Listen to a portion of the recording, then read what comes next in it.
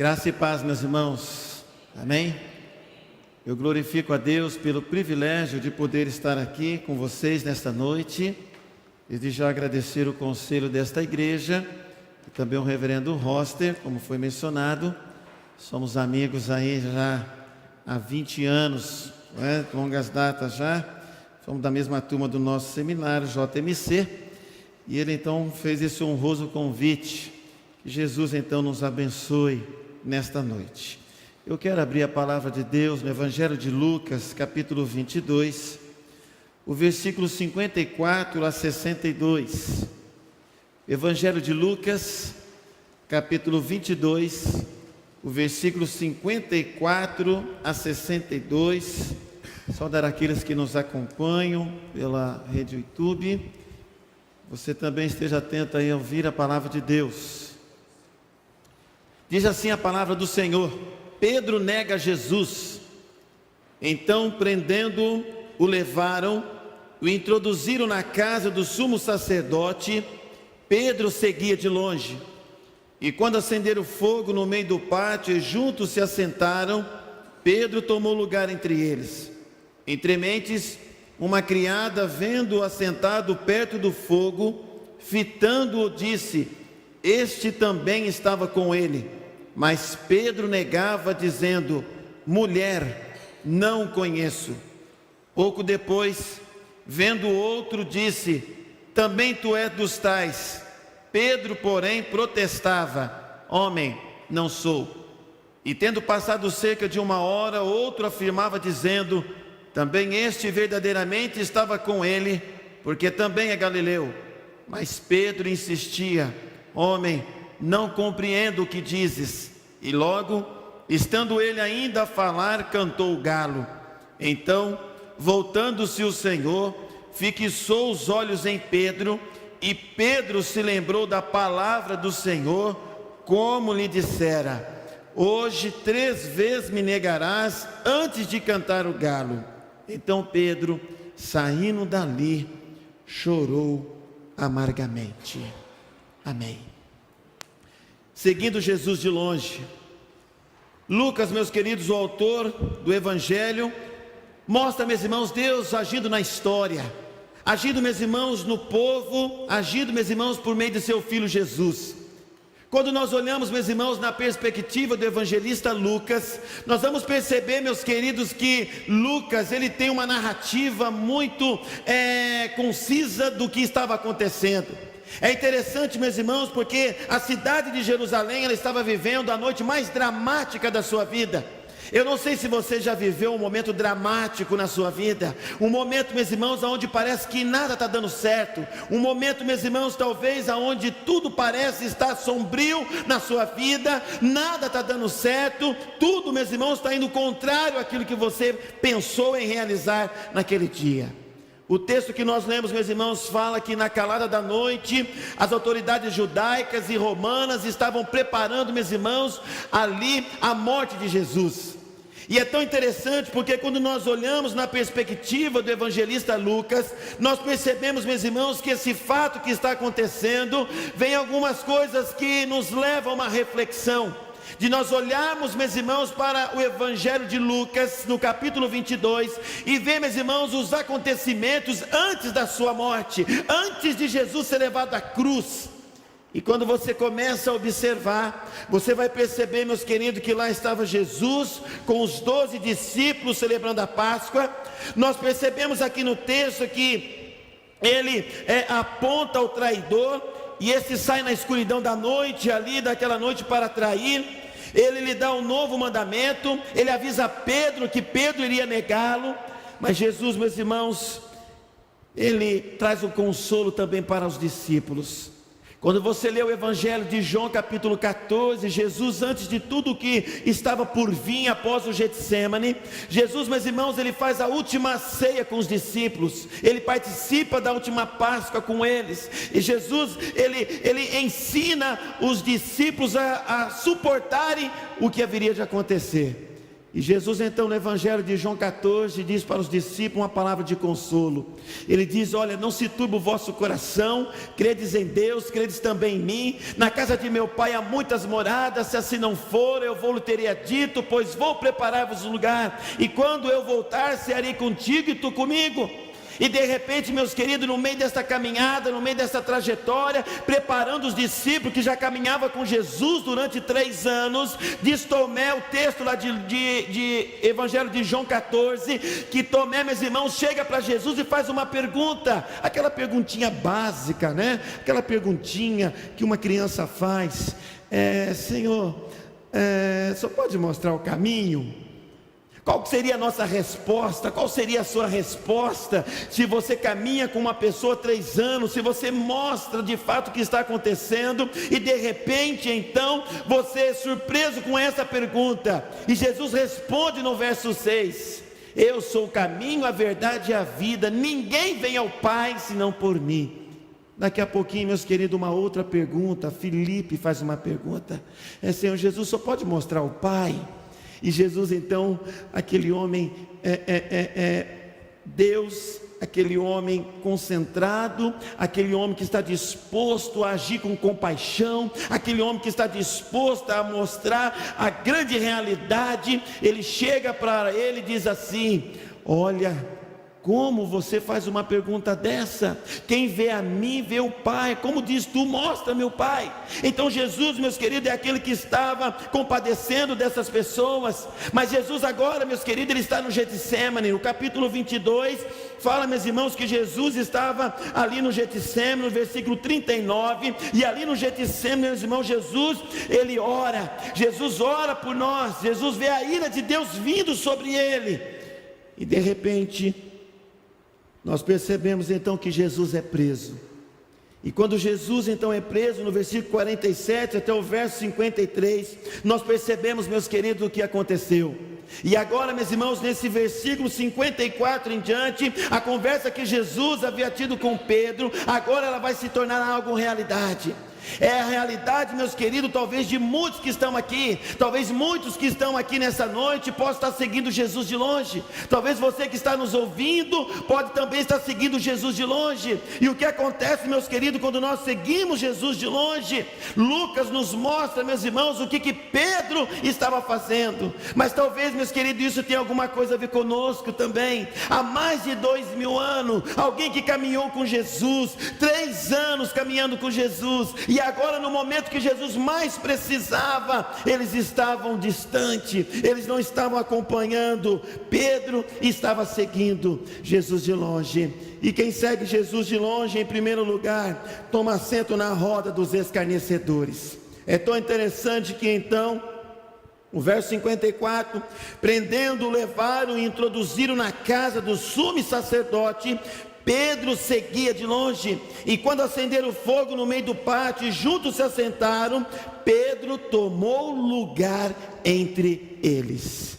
Primeiro lugar, quem segue Jesus de longe toma assento na roda dos escarnecedores, vive como se fosse um deles, é mais um entre tantas outras pessoas.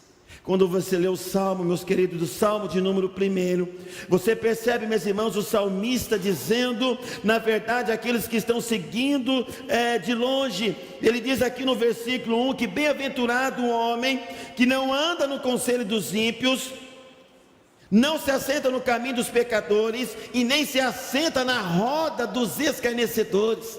Quem segue Jesus de longe parece que toma esta atitude, toma assento na roda dos escarnecedores. Eu não faço parte desta história, eu não quero fazer parte disso, é uma mentira. Eu não estou acreditando mais no que aquilo que eu caminhei com Jesus. Mas o fato, meus queridos, é que quando ele diz isso, é porque Pedro, na verdade, é aquele que todos nós conhecemos, é aquele homem covarde, é aquele homem distante, é aquele homem medroso, embora um homem que no início no capítulo de Lucas, capítulo 5, é alguém, meus irmãos, que Jesus vai até o seu barco, é alguém, meus irmãos, que Jesus fala para ele lançar as redes, é alguém, meus irmãos, que fala: Senhor, sobre a tua palavra eu vou lançar as redes, não pescamos nada nesta noite, mas sobre a tua palavra eu vou lançar as redes. E Pedro então viu que o milagre que estava acontecendo, que aconteceu naquele momento na vida dele, e assim, meus irmãos, acontece na nossa vida. Nós ficamos muitas vezes com o primeiro amor.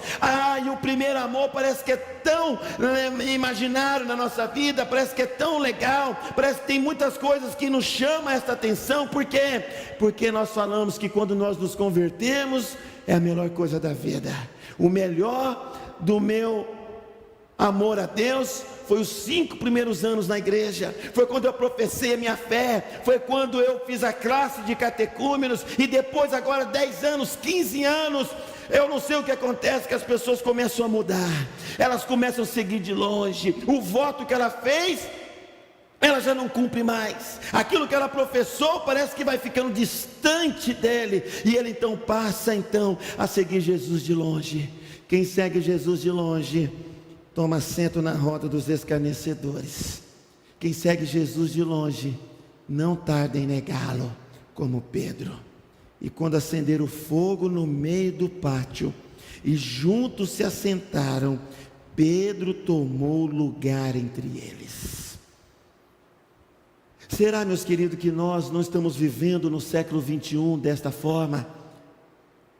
Quando eu leio a história, meus irmãos, do livro de Atos, parece que o reverendo Rossi está expondo o livro de Atos, e eu lendo o livro de Atos, meus irmãos, eu percebo que aquela história, meus irmãos, do capítulo 2, aquele momento onde eles perseveravam na doutrina dos apóstolos, na comunhão, no partir do pão, nas orações, parece, meus irmãos, que era algo tão verdadeiro na vida deles, porque eles estavam ali vivendo, meus irmãos, a vontade de Deus. E olha que já depois da morte de Jesus, já estavam ali agora recebendo o Espírito Santo de Deus, e agora aquela igreja começa a caminhar, em meio às tribulações, em meio às provações, em meio à morte de Estevão. Diz o texto de Atos 9:31, que aquela igreja tinha paz por toda a Judéia, Galiléia e Samaria, porque eles seguiam Jesus de perto.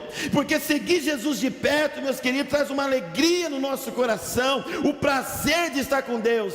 Quando o salmista no Salmo 27:4 diz: uma coisa peço ao Senhor e a buscarei, que eu venha morar na casa do Senhor todos os dias da minha vida. É algo muito prazeroso, não é algo, meus irmãos, que está distante de nós, porque nós temos aquela paz que excede todo entendimento, que guarda o nosso coração. Mas quando nós seguimos Jesus de longe, ou aqueles que seguem Jesus de longe, toma assento na roda dos escarnecedores. E aí quando ele toma assento na roda dos escarnecedores, ele nega Jesus, ele fala exatamente essas palavras, ele se assenta no meio daqueles que não conhecem a Deus e pratica as mesmas coisas.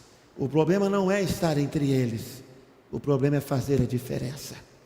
Você vê o texto lá de Atos, quando eles foram chamados pelo povo, Pedro e João, dizendo: olha, esses homens aqui têm transtornado a nossa vida com o Evangelho. Agora, meus irmãos, no século 21 parece que está ao contrário. É o mundo, meus queridos, que está transtornando a vida da igreja. É o mundo que está transtornando a nossa vida, e nós então não sabemos o que fazer. Por quê? Porque nós não tomamos a consciência, meus queridos, igual os outros discípulos. Nós não tomamos a consciência de caminhar com Jesus, de seguir Jesus de perto. O que nós não podemos fazer é seguir Jesus de longe, porque quando nós seguimos Jesus de longe, nós nos assentamos na roda dos escarnecedores, e nós gostamos disso. Como nós gostamos. Nós percebemos, meus queridos, que dentro daquilo que o Senhor tem proposto para nós, é necessário, meus queridos, que nós caminhemos com Deus. A Bíblia diz, meus irmãos, que quem caminha com Deus medita na palavra dia e noite. Nós vivemos, meus irmãos, dias difíceis. Nós vivemos dias como o povo do passado, o povo que saiu do deserto, um povo, meus irmãos, que saiu lá em Êxodo capítulo 3, diz que o clamor daquele povo chegou até a presença de Deus. Um povo, meus irmãos, que estava distante, um povo que não tinha projeto de vida, um povo que não tinha esperança, um povo que era cativo, um povo que era escravo de Faraó. E Deus então levanta um libertador, Moisés. E Moisés então, meus irmãos, é encarregado de liderar o povo. E então quando ele começa a liderar o povo, você percebe que enquanto o povo estava com Deus, eles iam bem. Moisés, depois que tirou o povo, subiu o monte Sinai, e quando voltou, o povo estava ali em festa. O povo já estava longe de Deus. A gente vem percebendo isso no meio da história. Quando chega em Números, você vê o povo já na terra prometida. E quando você chega em Josué, no capítulo 3, ainda, meus irmãos, o povo que experimentou tudo, ali estava novamente, seguindo Deus de longe. Um povo que tinha uma coluna de nuvem para caminhar durante o dia, e uma coluna de fogo para caminhar durante a noite. O povo agora está distante. Josué no capítulo 1, verso 8, a ordem é para que eles não cessem de ler a palavra de Deus, mas que eles pudessem meditar na palavra de Deus. Passava um pouco, passava um tempo, o povo estava seguindo de longe. Como está a sua vida, meu querido? Será que você não está seguindo Jesus de longe? Será que nós não estamos nessa mesma direção de seguir Jesus de longe? Não tem sentido para nós seguir Jesus de longe. Nós estamos vivendo, meus irmãos, a semana, meus irmãos, talvez uma das semanas mais festiva para nós, que é a semana da Páscoa. Uma semana, meus irmãos, do qual nós vamos vivenciar a ressurreição e a morte de Jesus Cristo, dando a ênfase, meus irmãos, que o que Jesus fez na cruz é suficiente para nós, é suficiente para a nossa salvação. Mas quantas vezes nós deixamos isso de lado e nós esquecemos de que esse momento é um momento tão maravilhoso para nós, que nós deveríamos, meus irmãos, orar, nos colocar diante dele, nos quebrantar diante dele.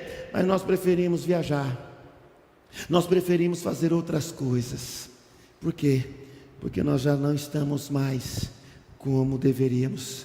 Nós estamos seguindo de longe, e quando nós seguimos de longe, pode acontecer isso.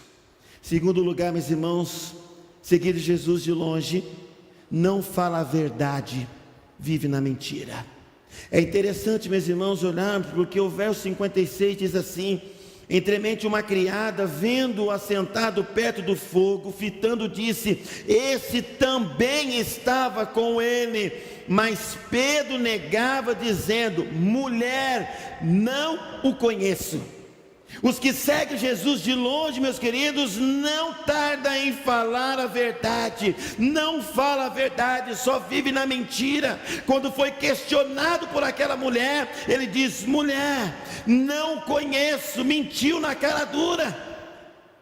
Você já viu uma pessoa mentir na cara dura? Quantas vezes nós vimos as pessoas fazendo isso na cara dura para a gente? E nós então ficamos assim, falando: não é possível que ele agiu assim, não é possível que ele fez assim. E aí nós esquecemos de que nós precisamos falar a verdade, porque é isso que a epístola de Paulo nos ensina. Em Filipenses capítulo 4, verso de número 25, ele diz o seguinte: por isso, deixando a mentira, fale cada um a verdade com o seu próximo, porque somos membros uns dos outros. Ou seja, muitas vezes na igreja falamos mentira, muita gente na igreja falando a mentira, praticando a mentira. E aí nós olhamos para a palavra de Deus e nós nos tornamos muitas vezes como Pedro, porque os que seguem Jesus de longe não tarda em entrar na dele, em falar a verdade, só fala a mentira. E quando falamos a mentira, nós sabemos que o pai da mentira é o próprio diabo. Ele é o pai da mentira. Nós cristãos, meus queridos, precisamos mais do que nunca falar a verdade nos olhos. É tão interessante, meus irmãos, porque Jesus já tinha alertado Pedro: Pedro, antes que o galo cante, tu vai me negar 3 vezes. E aí Pedro, meus irmãos, agora ele nega Jesus pela segunda vez. A primeira é que quando ele nega, ele diz que quando seguia Jesus de longe, Pedro tomou lugar entre eles. E agora, meus irmãos, Pedro chega para a mulher e diz: eu não conheço.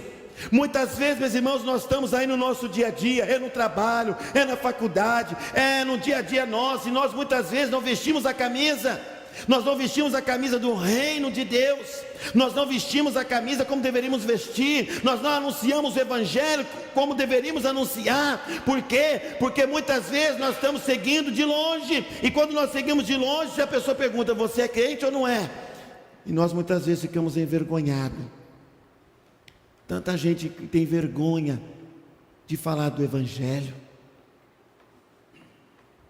Eu me lembro quando morava aqui em São Paulo e fui para Minas. Eu sou nascido e criado aqui em São Paulo, em Guarulhos, mas meus pais são de Minas Gerais. E então, quando chegamos em Minas Gerais, tinha uma programação chamada Há uma Esperança. E aí então, chegando ali, fiz parte da Federação dos Jovens, fui presidente daquela federação, e nós então fomos numa cidade muito pequenininha, numa cidade chamada Cristina, que é o nome da minha esposa, uma cidade de apenas 8.000 habitantes, e nós fomos com a federação, 2, 3 ônibus ali, mais ou menos 120 pessoas, para fazer uma programação especial ali naquela praça.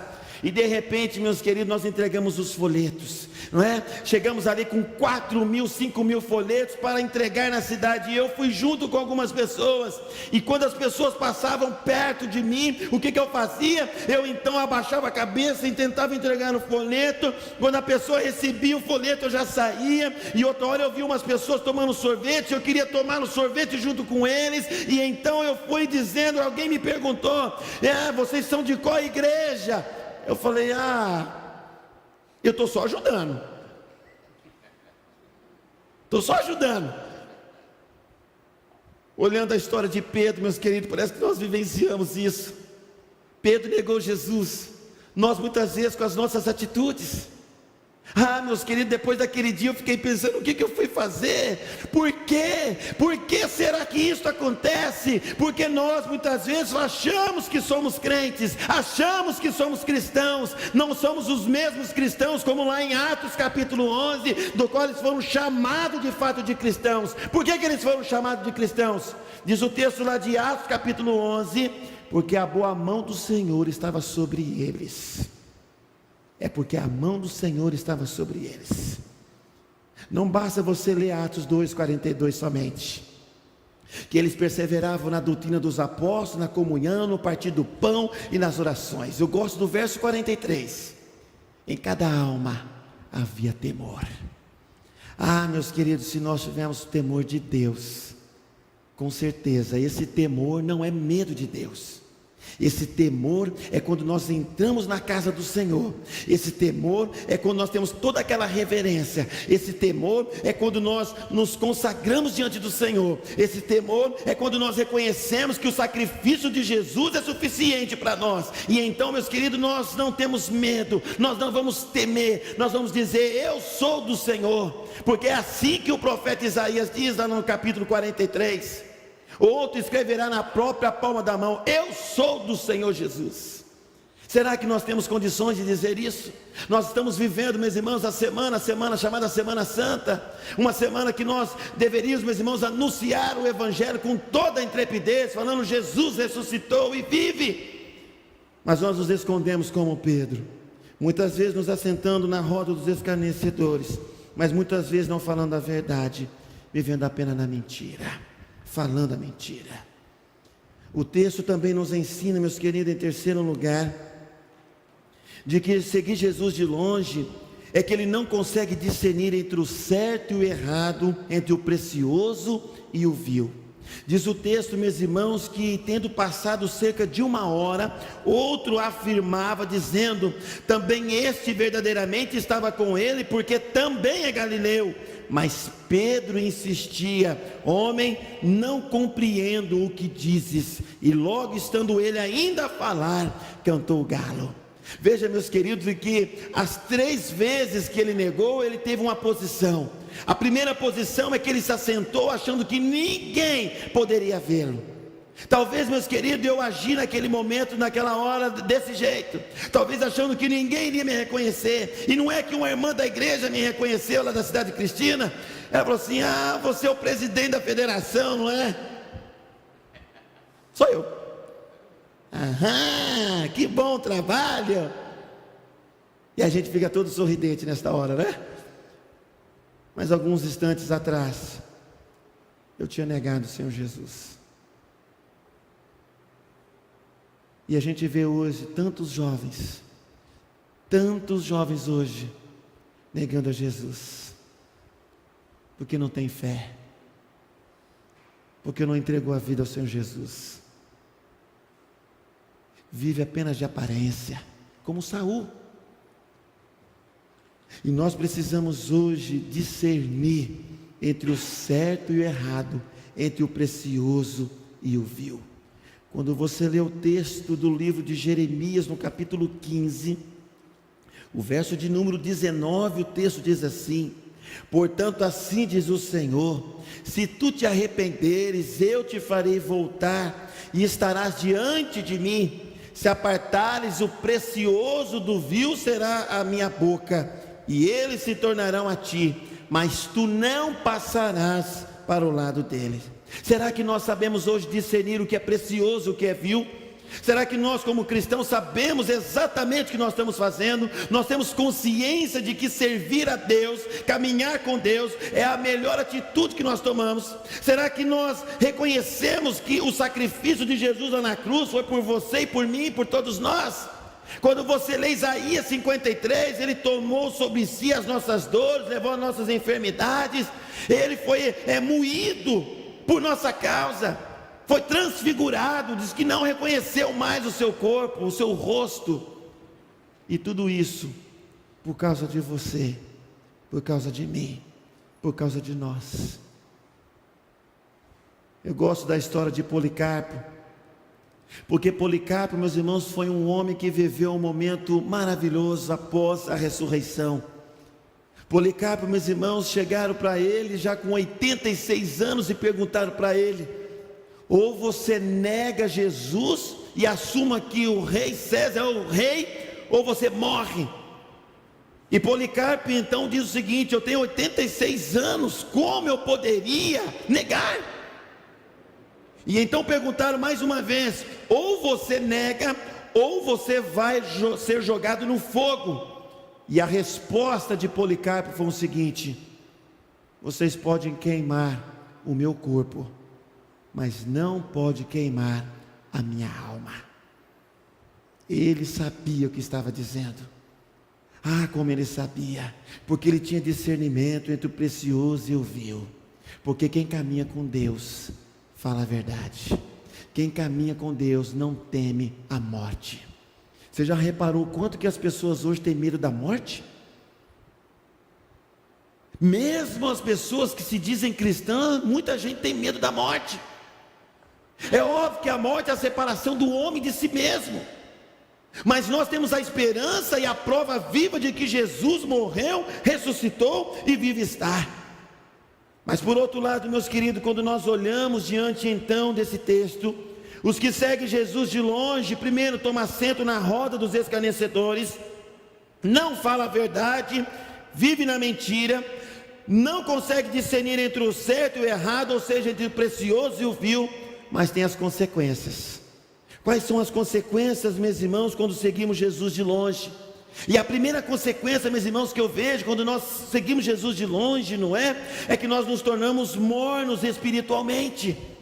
Quando seguimos Jesus de longe, ficamos distante de Deus, não conseguimos discernir entre o certo e o errado, vamos esfriando, deixando de lado as coisas espirituais. E aí você olha para o texto de Apocalipse, no capítulo 3, e você percebe o quanto que esta igreja estava distante, estava vivendo uma vida morna. E o que Jesus diz sobre esta igreja? Conheço as tuas obras, que nem és frio e nem quente. Quem dera fosse frio ou quente, assim porque és morno, nem és quente nem frio. estou a ponto de vomitar-te da minha boca. Então, quando nós seguimos Jesus de longe, nós ficamos distante. Nós então ficamos nesta condição, nos tornamos mornos espirituais. Você já imaginou isso? Tanto faz, tanto fez. As pessoas não lêem mais a Bíblia, as pessoas não oram mais. Uma vez uma pessoa chegou na igreja e disse: pastor, eu tenho um recado para dar. E ela dizia o seguinte: quando eu me converti há 35 anos atrás, como que eu era uma crente fervorosa, eu sentava nesse banco, eu orava, eu chorava, e eu ia na casa das pessoas. Hoje eu já tenho 35 anos, eu não sei o que aconteceu, eu não consigo fazer isso mais. Talvez é porque eu já conheço tanto a Bíblia, que já quebrou logo de cara uma mentira. Já conheço tanto a Bíblia que eu não consigo mais. E eu perguntei o que aconteceu, ou o que está acontecendo, que as pessoas estão entrando na igreja e estão saindo do mesmo jeito. Porque as pessoas estão vivendo uma vida distante de Deus. Assim como aconteceu com o povo no passado, está acontecendo com o povo hoje. Estão distante de Deus. Essa é a primeira consequência de quem segue Jesus de longe. Nos tornamos mornos espiritualmente. O texto lido diz que Deus não tem prazer na vida de um cristão morno. Quando você lê o texto de Lucas, no capítulo de número 14, o versículo de número 34, o versículo de número 35, o texto, meus irmãos, fala assim: o sal é certamente bom, caso porém se torne insípido, como lhe restaurar o sabor? Nem presta para a terra, nem mesmo para o monturo. Lança-no fora. Quem tem ouvidos para ouvir, ouça. A pergunta, meus irmãos, para nós é esta: o que leva um cristão a afastar-se de Deus? Um evangelho pervertido. Um evangelho pervertido, meus irmãos, leva as pessoas a estar distante de Deus. O que é o evangelho pervertido? O evangelho pervertido é um evangelho sem compromisso, é um evangelho sem santidade, é um evangelho onde não existe a conversão, onde não existe confissão de pecado. É isso que as pessoas querem. As pessoas não querem ser confrontadas no seu dia a dia, e isso acontece porque as pessoas que estão seguindo Jesus de longe, ela tem uma consequência em relação a isso.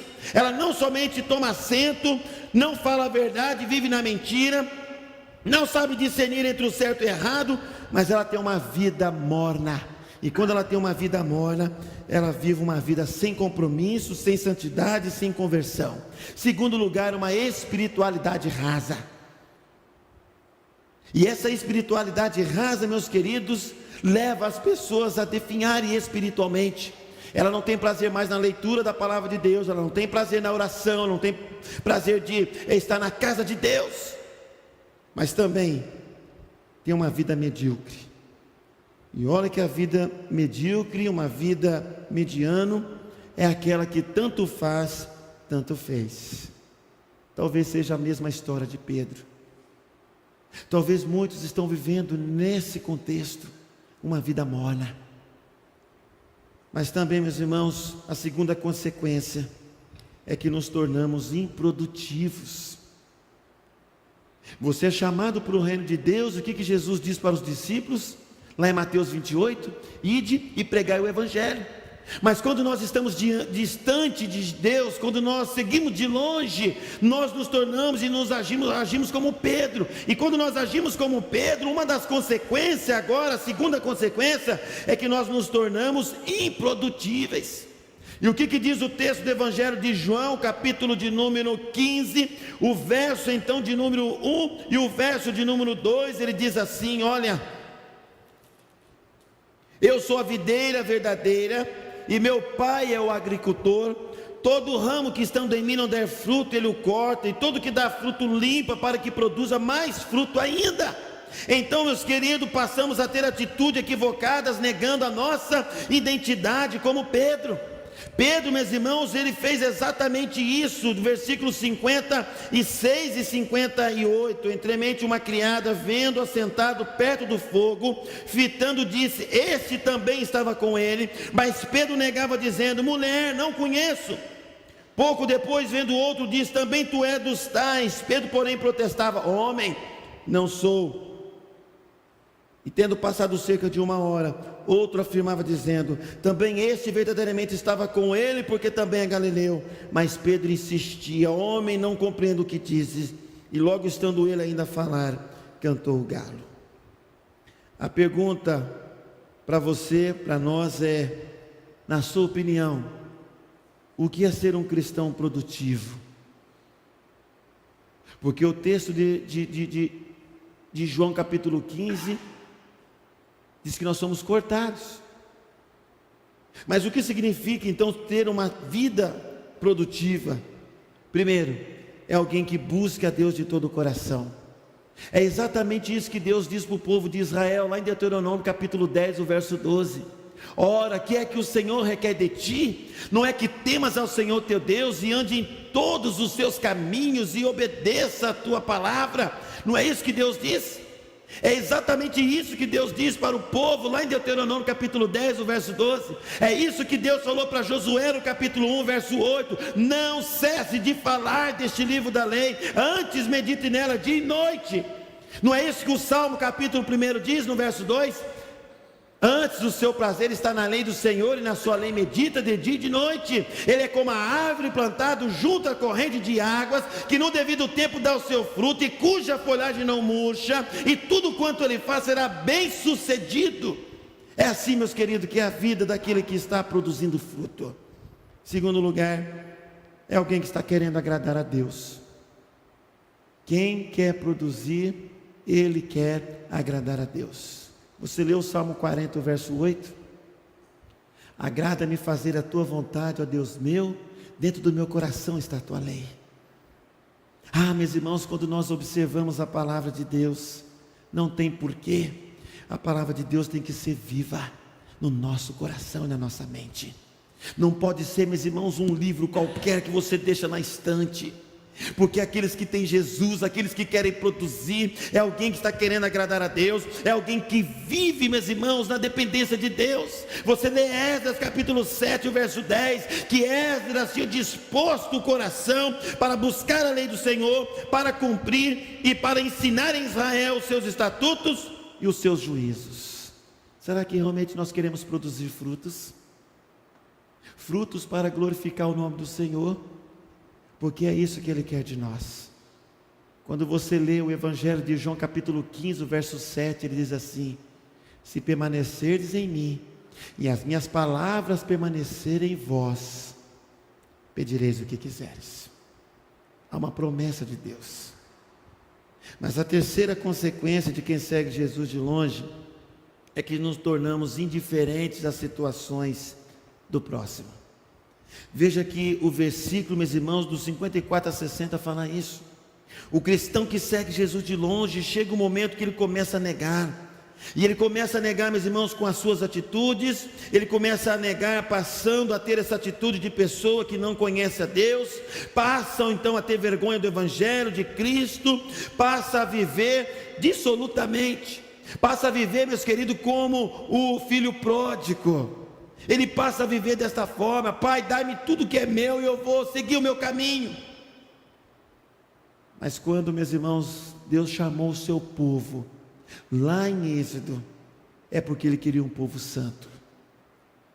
Quando Jesus deu a vida por nós lá na cruz, é porque Ele quer um povo que sirva de todo o coração.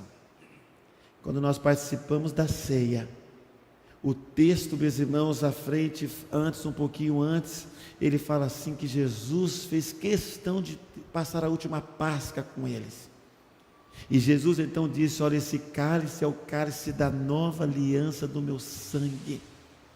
Fazer isso todas as vezes, até que eu venha novamente, até que beberei com vocês de novo. É desta forma, meus irmãos, que nós vamos lembrando o sacrifício de Jesus e vamos nos alimentando espiritualmente, para que não caiamos, para que não façamos como Pedro. E Pedro, meus irmãos, o texto nos ensina no versículo 61 a 62, que eu acho isso maravilhoso.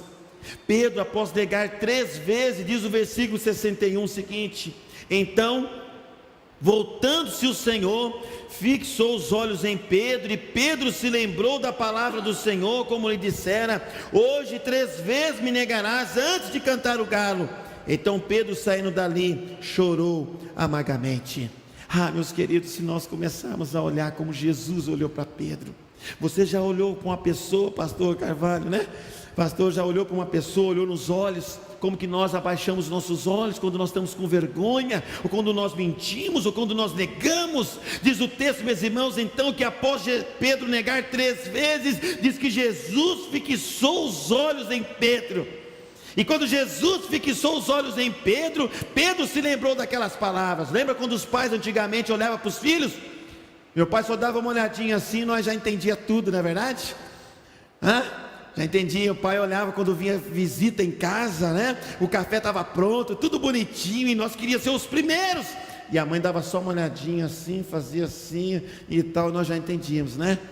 O meu de 5 anos, ele faz assim para mim, ó. O João Lucas, o Daniel, eles olham para mim e fazem assim: papai, ó, estou de olho em você. Jesus fixou os olhos em Pedro. Meus irmãos, esse olhar, meus irmãos, é aquele olhar que mata qualquer um, porque esse é o olhar que ninguém queria ver. Esse é o primeiro ponto. Se nós olhássemos como Jesus olhou para Pedro, apesar da sua covardia, apesar, meus queridos, da sua mentira, da sua arrogância em reconhecer o erro, ninguém dava nada por ele. Mas quando Jesus fixou os olhos em Pedro, Pedro lembrou-se das palavras de Jesus. Segundo, meus irmãos, esse olhar de Jesus em Pedro é um olhar que ninguém podia ver. No meio daquele cenário todo, Jesus fixou os olhos em Pedro. Quando você fixa os olhos em alguém, é porque você quer ter uma conversa. Quando você fixa os olhos em alguém, é porque você tem alguma coisa para perguntar, ou pelo menos para lembrá-lo de alguma coisa que você o recomendou. Quando Jesus fixou os olhos em Pedro, Pedro se lembrou das palavras de Jesus. Esse fixar os olhos é um olhar que ninguém queria ver, é um olhar que ninguém podia ver, mas é um olhar que ninguém esperava ver, porque Jesus estava, na verdade, tendo compaixão e misericórdia de Pedro, assim como lá na cruz, ele olhou para você e olhou para mim. É assim que Jesus começou lá na cruz: Pai, perdoa-lhes, porque não sabem o que fazes. A 6ª palavra, Jesus diz: está consumado, tetelestai, está pago a dívida. E antes de expirar, Jesus disse: Pai, nas tuas mãos entrego o meu espírito. Ninguém, meus irmãos, se afasta de Jesus da noite para o dia. Você vê que as pessoas hoje estão dizendo uma frase que não condiz com o evangelho verdadeiro: eu não abandonei Jesus, eu só não venho à igreja. Não é verdade, porque as pessoas que seguem Jesus de fato caminham com Deus. A única oportunidade que nós temos de nós estarmos aqui reunidos é na casa de Deus. Paulo não escreveu as 13 cartas por acaso. A igreja perseverava na doutrina dos apóstolos, tinha comunhão entre eles. Hoje as pessoas não querem ter comunhão, porque vivem o evangelho sem a graça. E nós temos que viver o evangelho da graça, porque é o evangelho que faz a diferença. Espero em Deus, meus queridos, que nós possamos fazer a diferença, que nós possamos seguir Jesus, não como Pedro a princípio, de longe, mas que nós possamos seguir Jesus de perto, que nós possamos abrir o nosso coração, a nossa mente, que nós possamos viver cada momento com Cristo, que nós possamos viver como se Cristo voltasse amanhã. Se Cristo voltasse amanhã, qual que seria a sua atitude? Eu garanto para você que a igreja estaria lotada. Se falasse assim: Jesus vai voltar amanhã às 11 horas da manhã, como muita gente iria deixar tudo para estar aqui. mas a Bíblia diz que Ele vai vir como um ladrão da noite. O mais importante é que eu e você que está nos ouvindo, esteja preparado, porque Ele vai voltar. No Evangelho de João 14, Ele diz: eu vou preparar-vos lugar, e quando eu voltar, cearei contigo e tu comigo. Feche os seus olhos.